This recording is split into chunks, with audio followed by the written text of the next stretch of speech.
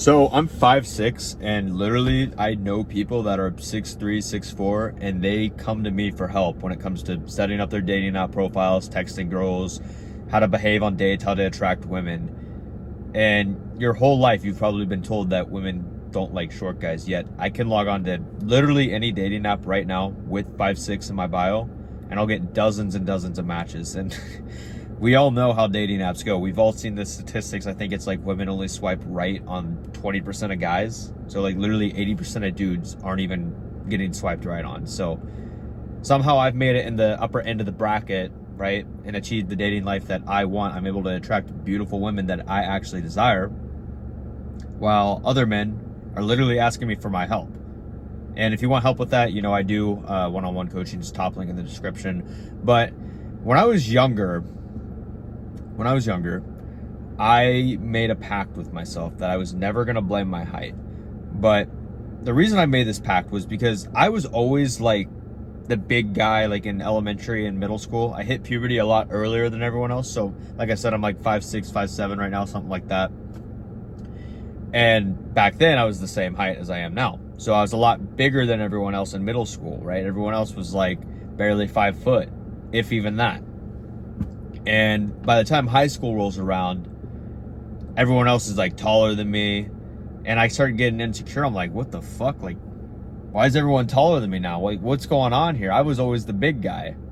Like, everyone used to always tell me, like, dude, you got to play on the football team. And it's now like everyone's like ginormous and I'm tiny. Like, everyone's like 6 foot now. That really fucked with me mentally.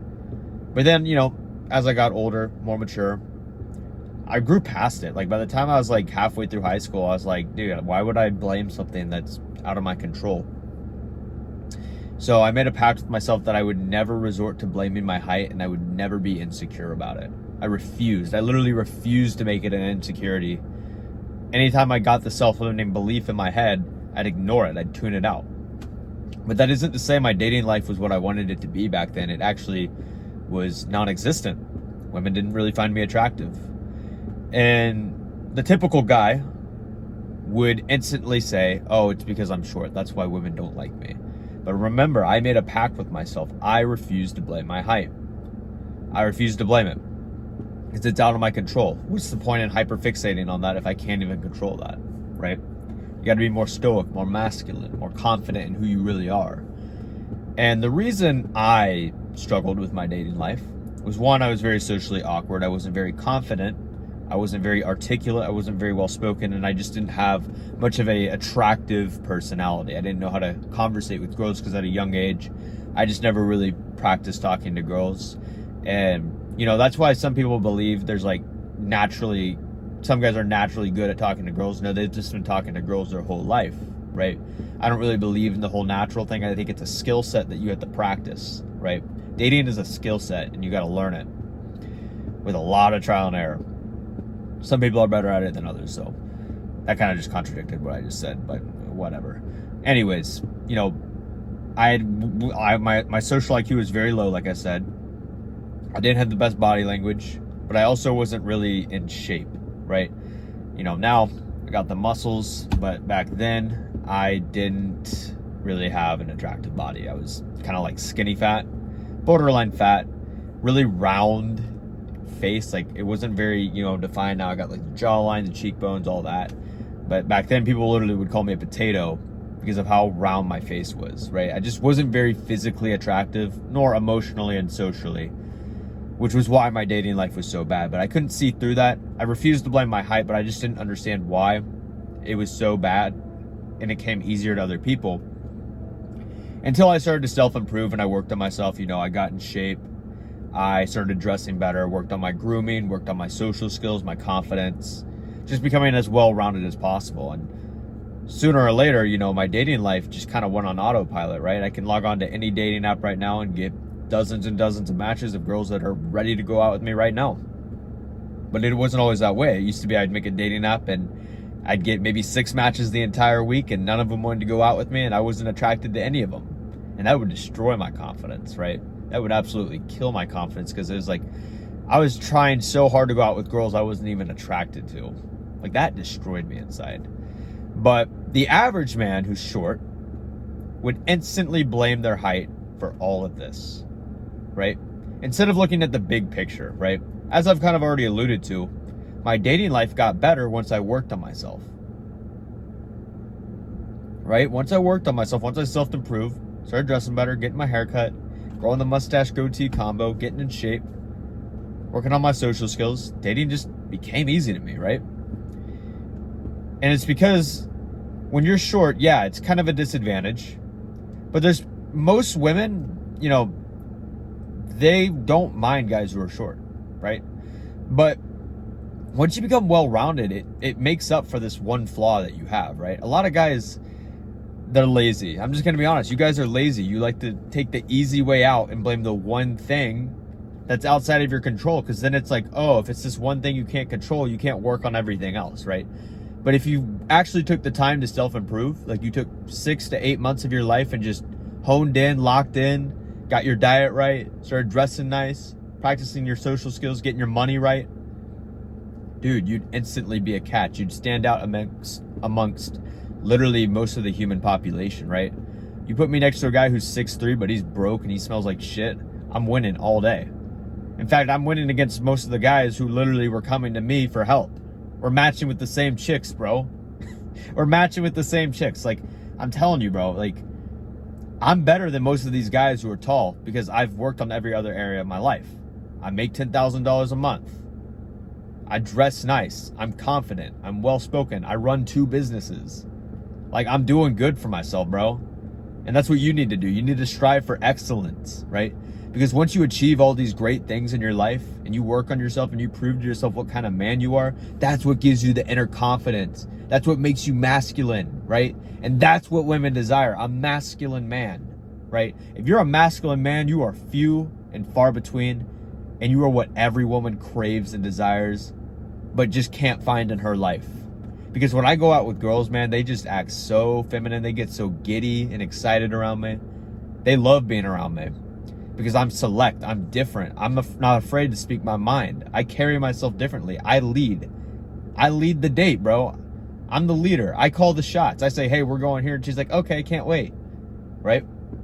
I'm telling you, bro, work on your confidence. People are like, oh, just be confident. That's bullshit. No, it's not, bro. And if you think it's bullshit, it's because you're not actually confident, because confidence comes from competence. Confidence comes from putting in the work and proving to yourself what kind of man you are and getting the damn results. Okay?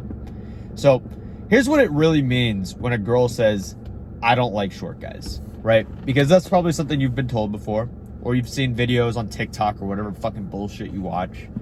When a woman says, I don't like short guys, sometimes it's true. I'm not going to lie to you. Sometimes it's true, because everyone has their own individual preferences, right? You know, personally, I won't date a chick who's overweight. That's kind of my standard, right? I have a certain type of girl I like. I mainly date Latinas because that's what I'm the most attracted to. And that's what happens to like me the most as well. But when a woman says she doesn't like short guys, what it really means is, I don't really like dating guys who are not very confident in themselves, don't carry themselves well, are kind of socially awkward, make weird jokes, are out of shape, not very handsome or attractive, or they're broke, they don't have much going on for themselves. That's what they mean, right? It's just a lot nicer for her to say, I don't like short guys, than list your whole myriad of problems you have going on in your life. Like, imagine how mean that would be if she just, like, listed everything wrong with you. Because, like, it's obvious what you have going on. It's obvious that you're fat. You can't hide that. It's obvious you smell like shit. Like, we can smell you from a fucking mile away, bro. It's obvious that you look like your mom dresses you. Work on yourself, bro. Work on yourself, and you'll see what life is like on the other side of the coin. Because I'm telling you, very rarely do women actually reject guys for their height, right?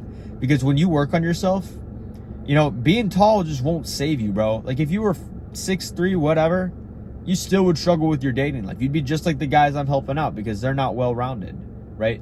Sure, does it make you stand out more? Absolutely. Absolutely. But it's not going to save you, and it's not going to just instantly get you a relationship. Is that a bird? Yeah, there's a bird on top of my car. That's funny. But it's not going to just instantly get you a relationship, man. Right?